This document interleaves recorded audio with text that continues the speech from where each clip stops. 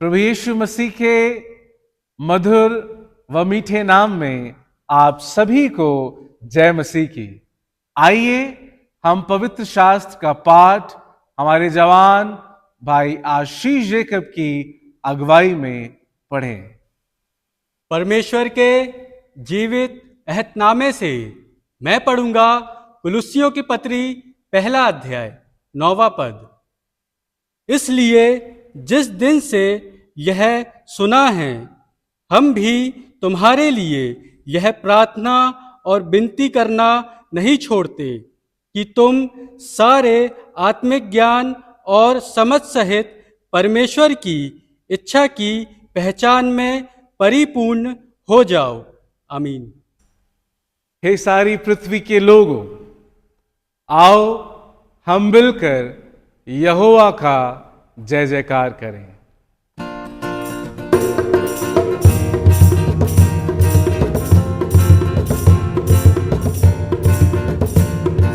प्रभु यहोवा, तूने बड़े सामर्थ से आकाश और पृथ्वी बनाए। प्रभु यहोवा, तूने बड़े सामर्थ से आकाश और पृथ्वी बनाए। तेरे लिए कुछ ना कठिन, तेरे लिए कुछ ना कठिन, ओहो तेरे लिए कुछ ना कठिन,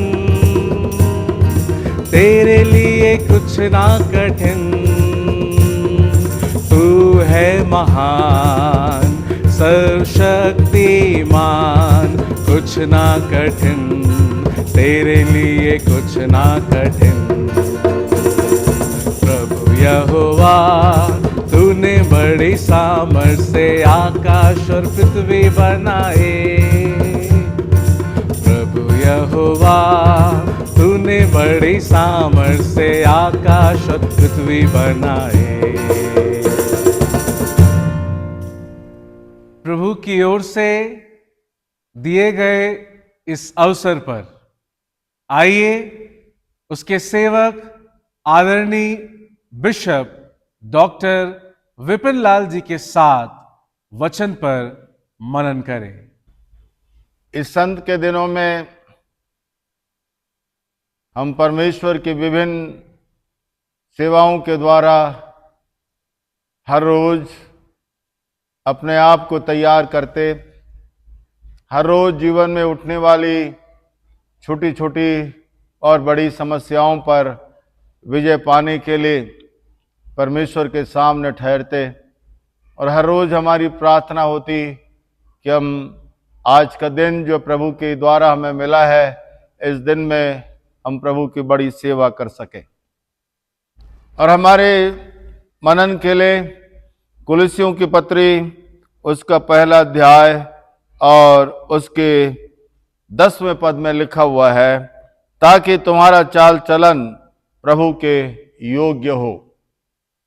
संत पौलुस कुलुस्सी शहर में रहने वाली कलीसिया के विश्वासियों से बात कर रहा है और उन्हें आत्मिक जीवन में आगे बढ़ने के लिए ये वचन पत्री के रूप में जो पवित्र आत्मा की प्रेरणा से लिखा गया उन्हें भेजता है।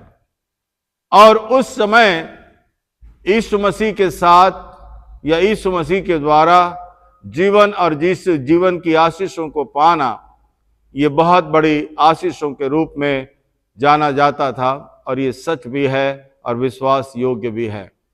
लेकिन कुलुस्सियों के विश्वासियों से संत पौलुस कुछ विशेष बातें कर रहा है।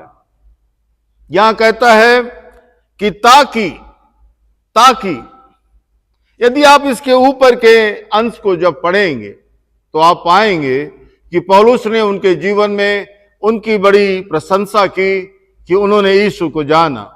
पौलुस ने प्रशंसा की उनके विश्वास के बारे में, पौलुस ने प्रशंसा की उनके सेवाओं के बारे में, पौलुस ने प्रशंसा की उनकी हर एक बातें जो प्रभु यीशु मसीह से जुड़ी हुई हैं उनके बारे में। और यहां तक वो कहता है कि हमने सुना है हमने सुना है कि तुम्हारा जो आध्यात्मिक संबंध है ये प्रभु यीशु मसीह के साथ ठीक है।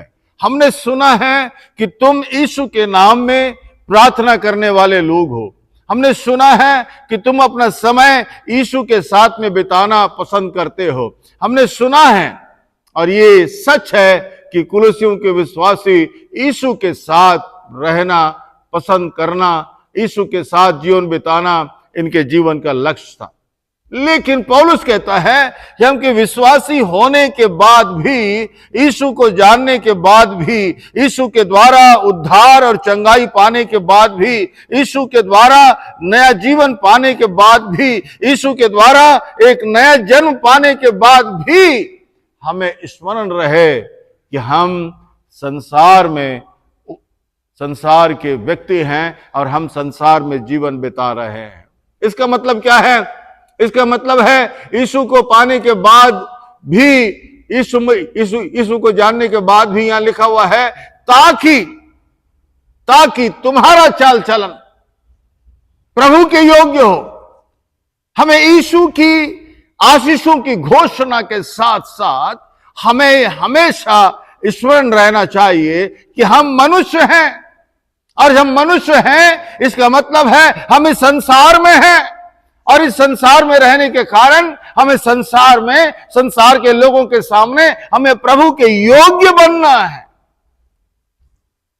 किसी स्वर्गदूत के सामने नहीं, प्रभु के योग्य। यानी कि यीशु को जानने के बाद हमारी जो जिम्मेदारी है, हमारा जो कार्य है और अधिक महत्वपूर्ण हो जाता है, जहां पर लिखा हुआ है ताकि तुम्हारा चाल चलन।